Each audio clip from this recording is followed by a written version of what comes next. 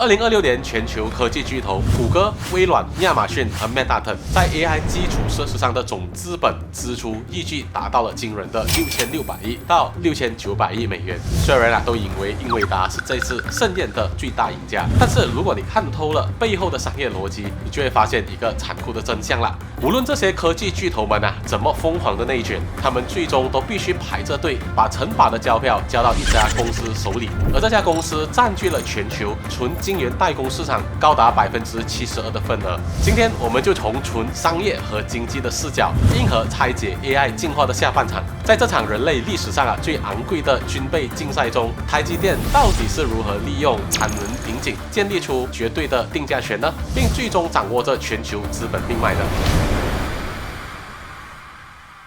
AI 的进化史表面上是大模型和软件的迭代，但财务报表上它在本质上就是一场极其烧钱的算力军备竞赛。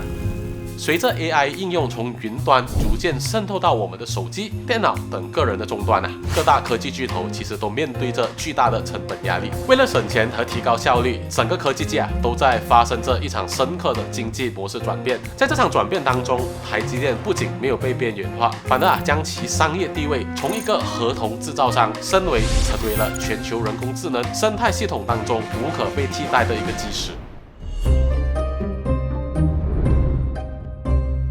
在商业世界里，成本控制就是生命线。AI 的日常运行成本极高，为了降低对英伟达昂贵芯片的依赖微软、亚马逊、谷歌等云服务巨头们都开始疯狂的自研 AI 芯片 ASIC。例如，知名 AI 绘画公司 Midjourney 将算力迁移到谷歌自研的 TPU 后每个月的计算成本走降了65%，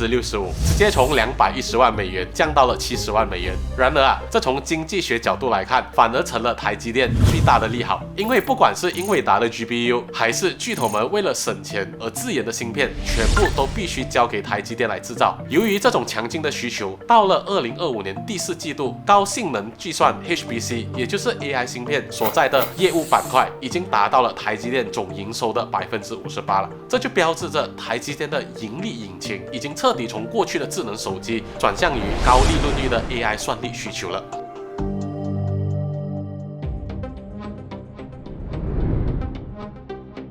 在经济学当中谁掌握了最稀缺的资源，谁就掌握了定价权。当前全球 AI 的产业链最核心的瓶颈根本就不是芯片设计，而是台积电先进封装产能。哪怕科技公司设计出了世界上最先进的 AI 芯片，如果台积电的封装产线不给排期，那这些芯片只是一堆昂贵的库存废料而已。目前台积电的这种关键产能已经完全卖完了，订单一路排到2026年之后，这种绝对的供不应求赋予了台积电极强的议价能力。数据显示，其先进封装平均售价每年以10%到20%的速度在上涨。凭借着这种垄断级的话语权，台积电在2025年实现了高达59.9%的毛利率。这在重资产的制造业当中简直就是堪称商业奇迹。同时，新建一个此类封装厂的资本支出动辄超过100亿美元，极高的资金壁垒让竞争对手们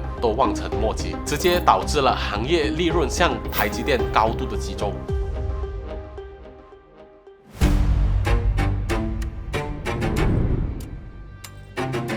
为了维持这种垄断优势，台积电正在用惊人的资本支出建立一道不可逾越的高墙。据预测，台积电在2026年的资本支出 Capex 将高达520亿至560亿美元。这笔巨资不仅用于扩张产能，更是一场地缘经济的宏大布局。台积电在美国亚利桑那州的投资已经高达1650亿美元，同时在日本和德国也在积极的建厂。虽然海外建厂面临着成本大幅上升的风险，但台积电凭借着不可替代的市场地位，通过了锁定全球大客户的长期合约，成功把这些成本转嫁给下游市场。通过庞大的资本运作和全球化的布局，台积电彻底锁死了全球 AI 供应链的咽喉。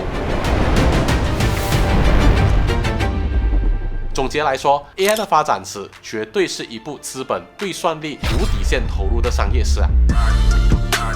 在这场席卷全球科技的淘金热当中，台积电早就跳出了传统代工的范畴，成为了唯一一个不可缺的卖水人。他用了几百亿美元的资本支出，筑起了行业壁垒，用无可替代的产能瓶颈牢牢锁住他的定价权。最终，全球科技巨头的利润源源不断地转化为自己财报上亮眼的数据。只要全球对于 AI 投资的狂潮不停止，台积电的印钞机就不会停歇。